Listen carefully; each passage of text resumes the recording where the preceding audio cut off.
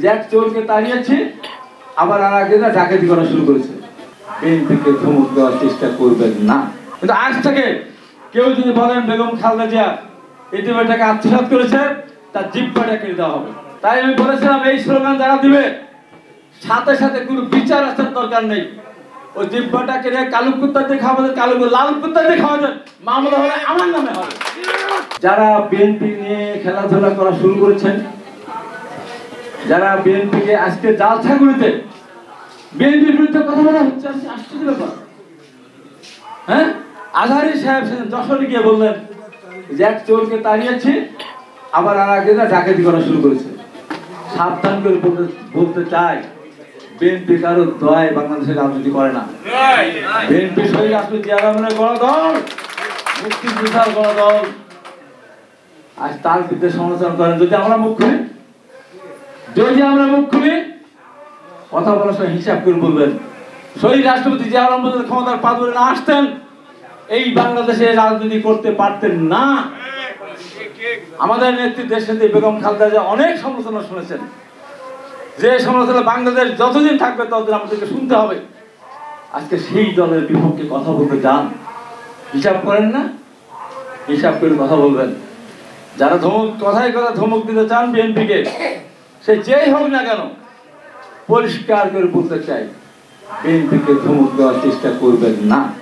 সবশেষে একটা কথা বলি, যে কথাটা নিয়ে অনেক সমালোচনা হয়, এই কথাটা আমি 5 তারিখের পরে বলি নাই।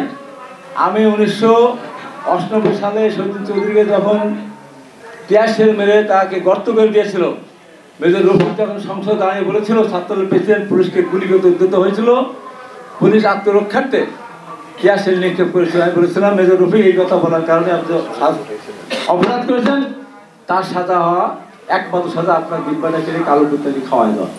নাম ধরে বলেছেন একটা সেক্টর কমরা সরকারের মন্ত্রী।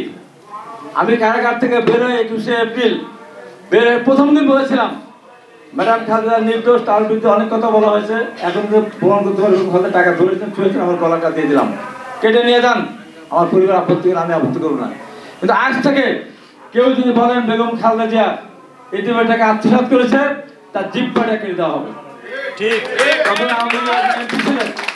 তিনি বলেছেন আমারও, আরে বলেন তো, বলেন বেগম খালেদা টাকা আত্মসাৎ করেছে, কেউ বলার সাহস পায়নি। আমি 5 তারিখের পরে বলেছি কেন, যখন স্লোগান দেওয়া শুরু করলো নৌকা ধানের শীষ 2 সাপের 1 বিষ।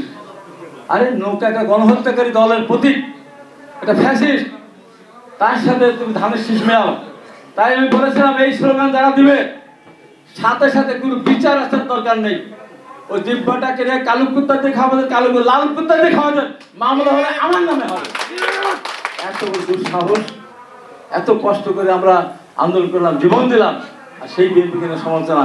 আমি তো আজকে বলবো, আজকে বাংলাদেশ বলবো এখনো সাবধান, এখনো এই সমস্ত বাদ দেন, এখনো ঐক্যের কোনো বিকল্প নেই। নিজেরা যদি এইগুলি করেন, বিএনপিকে নিয়ে যদি এগুলো করতে থাকেন, আপনাদের কপালে দুঃখ আছে, আমাদের কপালে দুঃখ আছে, আপনাদের কপালে কষ্ট আছে, আমাদের কপালে কষ্ট আছে। আমরা কষ্ট সহ্য করতে করতে যখন পুলিশ হাতে মায়েরকে ল্যাংলা হয়ে ঘুরতে ঘুরতে আমাদের নেতা অভ্যস্ত। আপনারা কোথায় যাবেন? পুলিশের লাঠি পিড়া না, একটা বাতাসও খান নাই, যে আসলে বাতাসও খান না, লাল পানির কালো পানির আপনাদের গায়ে ছোড়া হয়নি। তাই সাথে বাদ দিয়ে আসুন।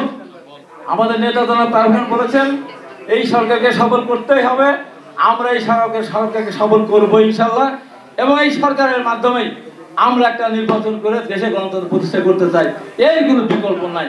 এর বিরুদ্ধে যারা বলবেন, আমরা ভোট চাইলে বলে আমাদেরকে আওয়ামী লীগের দালাল বলা হয়, আরে আমরা ভোটের কথা বলবোই, ভোটের জন্য যে আন্দোলন রোজগার ফিরে দিতে হবে। অতএব এই সমস্ত কথাগুলো পরিহার করে সামনের দিকে ভালো হয়ে যান, ভালো কথা বলেন। এই কথা বলে আমি আমার বক্তব্য শেষ করছি। আপনাদের সবাইকে ধন্যবাদ। আসসালামু আলাইকুম।